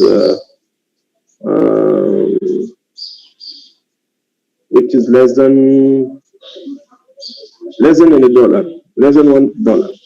So after that, after 2-3 months, the price has increased to 400 francs CFA. And at the end, last 2 months, the price was like $1 per kg. $1 per kg in warehouse. So to forward, the price was $1,200. And the seed was around $1,400. So that means we can say the campaign was very positive. And right now, there is no stock in Bissau. There is too much demand from abroad, from some European country, from India, but there is no stock. So what I can say, this season 2020, or even government was thinking it will be a little bit tough or will be negative because people cannot flow to Guinea-Bissau to buy. But fortunately, everything was going very well. Very well, I can say, even than more than 2019. And what I would like to say a little bit again about Guinea-Bissau, as I say, I mentioned the quality. We still have a good quality. What is a little bit which we need to do is to organize the market well, because we have a little bit issue. Whatever government announce the price, the rate for the new season, always there is some kind of some companies or some businessmen from India always used to say no, it's a high price, that, but they never stop to buy from Guinea-Bissau. And always the demand or the quality, we should check the quality, but they never. At the end of the day, always they buy that same quality with the same price or the highest price. So I'm so happy here to share my view about this. Thank you. Hello. Thank you very much. Thank you very much, Edmundo. It is good to note that the stocks are really cleared, and even though there's still demand, there is not even enough in storage or in stock to satisfy the demand. Let me, at this point, ask Jim Fitzpatrick whether he can give any response or any reaction to the input from Edmondo. Well, I find the production figure is remarkable. 300,000 tons is a very large production, and I'm very happy to hear that there's no stock left in Guinea-Bissau. That's really important because we feared early in the season that there would be problems evacuating, selling, and shipping all of the cargo. It's interesting too because it changes the perspective on RCN for the coming season. We feared at one point that there would be stocks left, and maybe there will be stocks left in one or two countries in West Africa. But the more that's reduced, the more likely it is that prices will be moving in a positive direction come February, March. So thank you very much, Edmondo, for that intervention. So I think at this stage, I would like to thank the interveners for being with us and for enriching the discussion. The rest of the questions are mainly for Jim Fitzpatrick, so he will remain, and then I will address him with the questions. So thank you very much, Francis Alfred, Madam Maria Selemani, and then also Edmondo for your input, and we will come back to you along the line to also get some more information on what is going on in your respective countries. So thank you very much once again. Now, Jim, there is a question here about what the underlying factors or reasons are for the declining growth for India in 2010. If you remember in one of your charts, you were showing something around about 6% decline in growth in terms of consumption, which led actually to also the prices collapsing. And then somehow you were comparing it with the situation today, 2020, where there is also, the demand is also down by 13%. Now the questioner wants to know what accounted for that kind of a drop in 2010 and whether some of those factors are still evident in 2020. So let's put it in perspective first of all. So we had seen a period from 2000, around about 2001, 2002, of very, very fast growth in Indian consumption of cashew nuts. And during that period, India became the leading consumer by a long way. So the decline in demand is not actually a decline, it's a slowing of growth. So that's, the chart is on the screen again now. So what we saw in 2010 was that demand in India slowed. And that was, I think, a response. If we just keep the discussion to cashews, it was a response to higher prices and a little bit of a slowing down. But also there was domestically a lower crop at that time, if I remember rightly. I think also that was a period of a certain slowing of economic growth. So in a country like India, where cashew consumption is so high and where anybody who can afford cashews would buy them, it's going to have an effect. The overall state of the economy, the overall state of prices is going to have an impact. And that would be different to markets where Europe would be an example, where cashews would be much more a discretionary purchase and much less an actual fact of day-to-day buying. Plus, the demand growth is impacted more by the economy and the economic conditions in countries where processing of cashew nuts, use in different ingredients, use in cooking, use in biscuits, and all of those other types of uses that are in India, without going into too many details, are important. Whereas if we consider cashew kernels in Europe, in that period, and we saw a sharp drop in Europe too in 2010 in response to price, but also in response to the hangover of the financial crisis. We're talking about a region which primarily, maybe 80% of the cashews are used in snack food as whole nuts. And That's the contrast. I think if you look at India, then you'll see in 2011, and my argument would be in response to price again, in response to a better economic conditions, we see a resurgence in demand in India. So it's a long time ago. I don't think we're likely to see that repeated. If we look at the pattern ever since, we've seen growth almost every year. Unfortunately, not this year, but we know the reasons for that. And they're not really related to cashew nuts. They're related to the pandemic.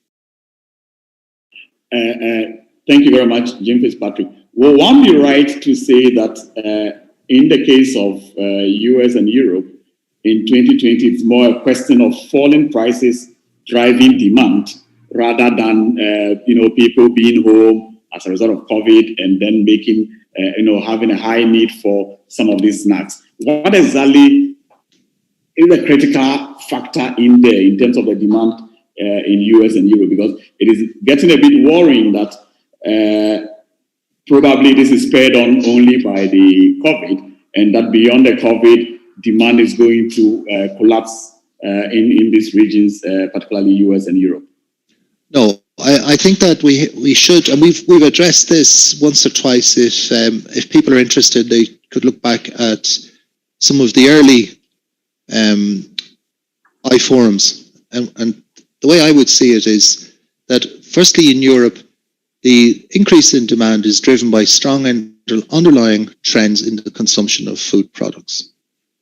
More vegetable products, more vegetable proteins in particular, less meat, more snacking, and nuts have a really strong health profile in Europe. All nuts, cashews are just one of the whole range of nuts that has that strong profile.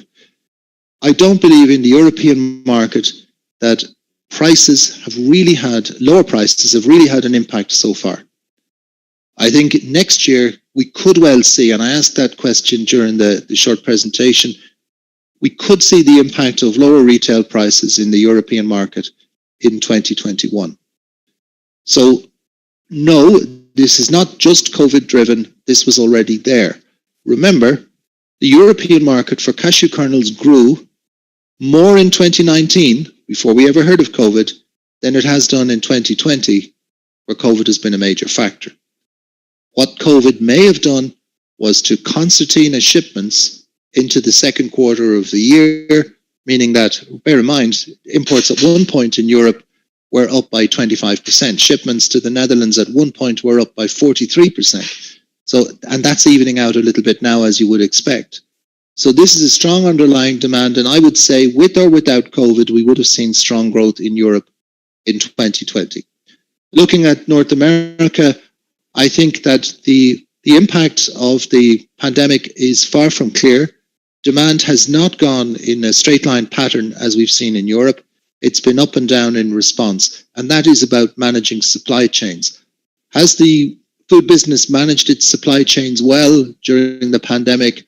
It's actually remarkable that people have managed to get the product and more product in place in time for consumers as needed. Have people bought more nuts in the United States as a result of the pandemic? Yes, they have. Have they bought them simply because of the pandemic? No, but it is a huge factor. I think it's a bigger factor in the increase in imports to the United States, which had been growing slowly. Bear in mind, US growth of imports, it had good years and bad years, but the average growth in imports was around about 2 to 2.5%. The average growth in Europe was 5 to 6.5%. So the US has got a growth spurt, if you want to call it that, in 2020. Is that likely to fall over into 2021? Well, yes, it is. But in that case, it's probably much more related to price than it is in the European market. Now, I'm not saying that Europeans will buy cashews at any price. They will not. But I am saying that the higher prices will have less of an impact in Europe if they come than they will in the United States. But for me, it's set this year with strong underlying trends in demand, competitive and attractive prices, so that there is an opportunity for consumption to increase again next year. Does that mean higher prices? It should do. It probably will. But one of the lessons from 2020 is that very strong demand doesn't necessarily lead to higher prices. I mean, in my view, I still struggle to explain why prices dropped from $3.10 to $2.80 at a period of limited supply, at a period of record demand. We're talking now about March, April, May, June 2020, and at a time when there were disruptions in the supply chain. Highly logical. And we have to ask the question, and we won't be able to answer this for some time, but we have to ask the question, was that more to do with the structure of the market, and particularly the structure of the RCN trade, than it was to do with the actual fundamentals of the business? My answer is yes, it was. And we'll see that play out next year. So I wouldn't be negative on demand in any way, shape or form. When the pandemic is over, demand for cashews, on everything we know, is likely to continue to grow.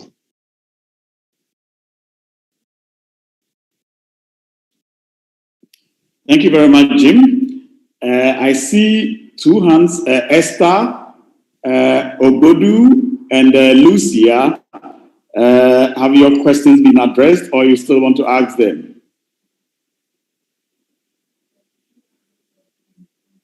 They showed their hands up. And Esther, you raised your hand again. Would you want your video on? Please activate your video and ask your question, please.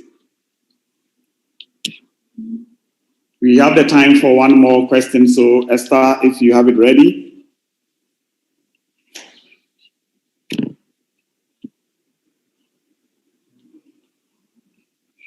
Okay, Jim, thank you very much. Is she on? Well, Jim, thank you very much for the presentation and also for the insights you have given and for clarifying all the questions we have here. I know next 2 weeks will be the last session for the year, and you'll be talking about a gift of the new normal, African Cashews 2021. And I would like you to take a few minutes to give us some kind of an input in terms of what to expect for this last edition of the Global Markets Encounter. When we come back in 2 weeks, I'm looking forward to talking about the opportunities that the pandemic has created. We've just spoken a little bit about demand. I think there's opportunities there. There are opportunities for shorter supply chains. This could point out to many buyers that there are good reasons to look for a diversity of supply, given that they currently depend highly on Vietnam, a development of supply in new origins, and shorter supply chains, which in cashews, if you're a European or an American or a Middle Eastern buyer, that means starting to look at Africa. So I think that we have been given, as supporters of the African cashew industry, we've been given a gift. There is a positive to everything. And one of the positives is the opportunity to develop processing in African countries. And that's what I would like to talk about in 2 weeks. And I'm looking forward to talking to you about that. And I'm looking forward to exchanging views on that when we come back in 2 weeks. Thank you very much today. And I'd just like to express my appreciation to our contributors from Mozambique, from Tanzania, and of course from Guinea-Bissau. Thanks very much. Talk to you soon. Thank you, Jim, and thanks to everyone. I would like to take the opportunity to make a few announcements. First of all, next week, Thursday, 19th November, we will be having the launch of the USDA Pro Cashew project, which is implemented by the Cultivating New Frontiers in Agriculture, CNFA, in collaboration with Tree Global and also Development Gateway. So just keep in mind, next week, Thursday, at exactly 10 a.m. GMT, we will be coming your way, taking a live feed from Abidjan, which will be showcasing the launch of the project Pro Cashew, which has been newly introduced and will be implemented by Cultivating New Frontiers in Agriculture, CNFA. So once again, thanks to everyone, and see you on the 19th, next week, Thursday, for the launch of the CNFA project Pro Cashew. Thank you and bye-bye.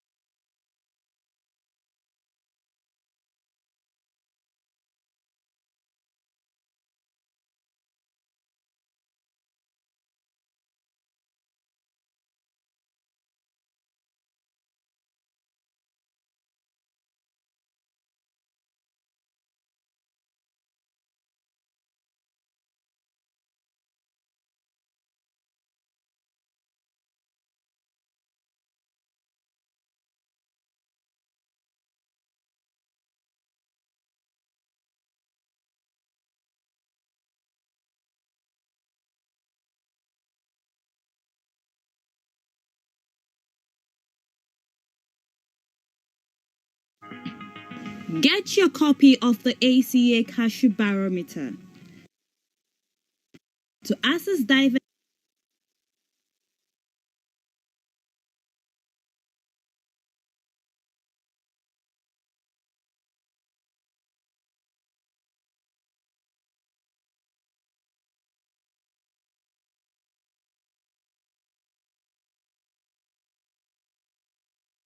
Get your copy of the ACA Cashew Barometer.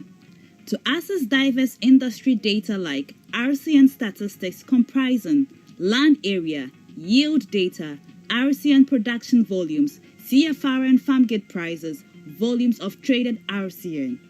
You can also have kernel statistics such as volumes of raw cashew nuts processed, quantities of kernels traded, and FOB prices.